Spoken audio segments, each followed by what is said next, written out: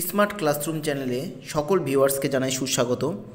আজকের ভিডিওতে নিয়ে এসেছি নবম ও দশম শ্রেণী লেভেলের বাংলা ব্যাকরণ এবং তার সাথে আধুনিক সাহিত্যের ইতিহাস থেকে গুরুত্বপূর্ণ প্রশ্ন উত্তর। আজকের সেটের প্রথম 1 নম্বর কোশ্চেন রয়েছে, নিচের কোনটি মূর্ধন্য ধ্বনির উদাহরণ? 4টি অপশন রয়েছে, বশেন্দ্র, বি নম্বরে ভ, সি নম্বরে ড এবং ডি নম্বরে দ। 4টি অপশনের মধ্যে মূর্ধন্য ধ্বনি কোনটি হবে? এই প্রশ্নের সঠিক উত্তর হবে সি নম্বর অপশন, অর্থাৎ এখানে নিচে মূর্ধন্য ধ্বনি আছে ঢ। এছাড়া আমরা দেখব এ নম্বরে আছে বশেন্দ্র। এই বশেন্দ্রটি হলো দন্তমূলীয় ধ্বনি। এছাড়া আছে ভ, এই ভ হচ্ছে ওষ্ঠধ্বনি এবং দ আমরা জানি দন্তধ্বনি। এরপর 2 নম্বর কোশ্চেন আছে, নিচের কোনটি কেন্দ্রীয় স্বরধ্বনির উদাহরণ? 4টি অপশন আছে, এ নম্বরে আছে অ্যা, বি নম্বরে আ, সি নম্বরে এ, ডি নম্বরে ও। কোনটি হবে এই প্রশ্নের উত্তর? আমরা জানি কেন্দ্রীয় স্বরধ্বনি সরিয়া, সরিয়া হবে কেন্দ্রীয় স্বরধ্বনি, বি নম্বর হবে এই প্রশ্নের উত্তর। এছাড়া অ্যা, এ নম্বরে আছে, এটা হচ্ছে প্রসারিত বা নিম্ন স্বরধ্বনি। এছাড়া রয়েছে ও, এই ওটা হলো কুঞ্চিত স্বরধ্বনি। এরপরে সি নম্বরে রয়েছে এটা হলো উচ্চ মধ্য স্বরধ্বনি। এর পরবর্তী কোশ্চেন রয়েছে, রাম রহিমকে অঙ্ক করাচ্ছে। এই বাক্যটিতে রাম পদটি কোন প্রকার কর্তা হিসেবে রয়েছে? এ নম্বরে প্রযোজক কর্তা, বি নম্বরে প্রযোজ্য কর্তা এবং সি নম্বরে আছে নিরপেক্ষ কর্তা। কোনটি হবে এই প্রশ্নের উত্তর? এখানে বাক্যটিতে রয়েছে রাম রহিমকে অঙ্ক করাচ্ছে, অর্থাৎ দেখতে পাচ্ছি রহিমকে অঙ্ক করাচ্ছে কে? রাম। রাম হলো এখানে কর্তা। আমরা যদি ক্রিয়াকে কে দিয়ে প্রশ্ন করি তাহলে উত্তর পাচ্ছি রাম, অর্থাৎ কর্তা কিন্তু নিজে করছে না, অন্যকে দিয়ে কাজটি করাচ্ছে, তাই জন্য এটাই হবে প্রযোজক কর্তা। তাহলে প্রযোজক কর্তা শুধুমাত্র ক্রিয়াকে যদি কে দিয়ে প্রশ্ন করা হয় তার উত্তর পাওয়া যায়। তাহলে বি নম্বরে রয়েছে প্রযোজ্য কর্তা। প্রযোজ্য কর্তাটা কি? যে কর্তা অন্যের পরিচালনায় কাজ করে, অর্থাৎ রাম রহিমকে অঙ্ক করেছে। রাম কাকে করছে অঙ্ক করাচ্ছে? রহিমকে। কাকে দিয়ে যদি প্রশ্ন করা হয় ক্রিয়াপদটিকে তাহলে যে উত্তর পাওয়া যাবে সেটা হচ্ছে প্রযোজ্য কর্তা। আর নিরপেক্ষ কর্তা কি? নিরপেক্ষ কর্তা হচ্ছে, আমরা জানি কোনো বাক্যে সমাপিকা এবং অসমাপিকা ক্রিয়া থাকে, কিন্তু সেই অসমাপিকা ক্রিয়ার যে কর্তা থাকবে সেটা হলো নিরপেক্ষ কর্তা। যদি উদাহরণ দেওয়া যায়, রহিম বললে অর্জুনকে লিখে নেবে তো? রহিম বললে অর্জুন লিখে নেবে। এখানে বললে হচ্ছে অসমাপিকা ক্রিয়া, তার কর্তা হচ্ছে রহিম, সুতরাং রহিম হচ্ছে নিরপেক্ষ কর্তা। এর পরবর্তী কোশ্চেন রয়েছে, রহিম ও শ্যাম মিলে এই কাজটি করলো। এই বাক্যে রহিম ও শ্যামের নিচে দাগ রয়েছে। এখানে রহিম ও শ্যাম কোন প্রকার কর্তা? বাক্যাংশ কর্তা, না সহযোগী কর্তা, নাকি অনুক্ত কর্তা? কোনটি হবে এই প্রশ্নের সঠিক উত্তর? আমরা জানি এই প্রশ্নের সঠিক উত্তর হবে বি নম্বর অপশন, অর্থাৎ সহযোগী কর্তা। কারণ রহিম ও শ্যাম একসঙ্গে মিলে কাজটি করলো। আমরা সহযোগী কর্তা মিলে জানি কোনো বাক্যে যদি একাধিক কর্তা পরস্পরের সহযোগিতায় কাজ করে সেটি হবে সহযোগী কর্তা, সুতরাং বি নম্বর হবে এই প্রশ্নের উত্তর। এছাড়া রয়েছে বাক্যাংশ কর্তা। বাক্যাংশ কর্তাটা কি? অসমাপিকা ক্রিয়া পদ যদি বাক্যে স্থান পায় তার কর্তৃপদকেই বাক্যাংশ কর্তা বলে। যেমন সৎ পথে জীবনযাপন করা আদৌ সহজ নয়, এই সৎ পথে জীবনযাপন করা এটি হলো বাক্যাংশ কর্তা। আর অনুক্ত কর্তাটা কি?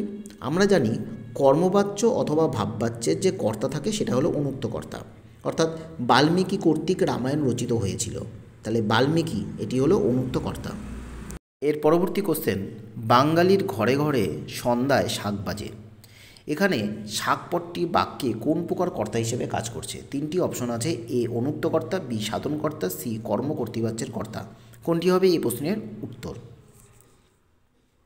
বাঙালির ঘরে ঘরে সন্ধ্যায় শাক বাজে, এখানে শাক পদটি কর্ম কর্তৃবাচ্যের কর্তা। সি নম্বর হবে এই প্রশ্নের উত্তর। কেন হলো?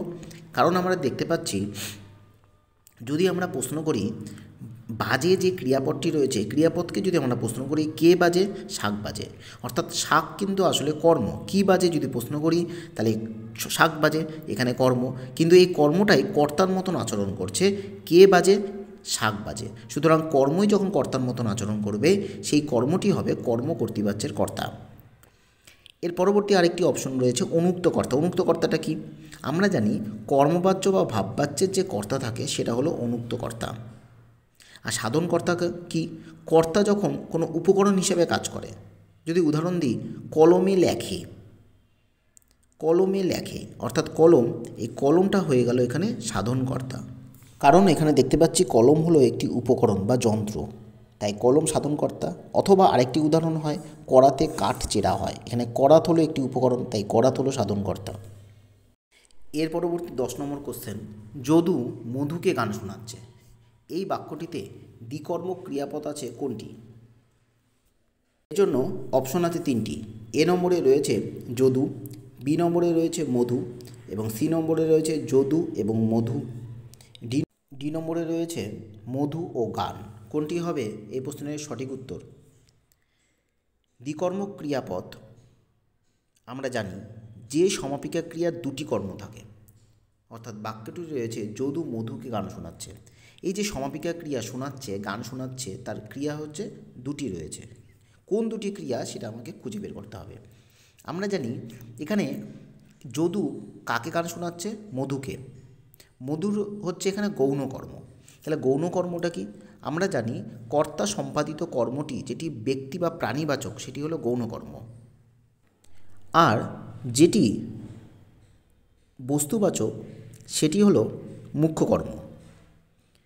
তাহলে এখানে রয়েছে মধুকে গান শোনাচ্ছে, তার মধুকে এটি এক ধরনের ব্যক্তি, একটি হচ্ছে প্রাণ রয়েছে, তার জন্য এটি গৌণকর্ম।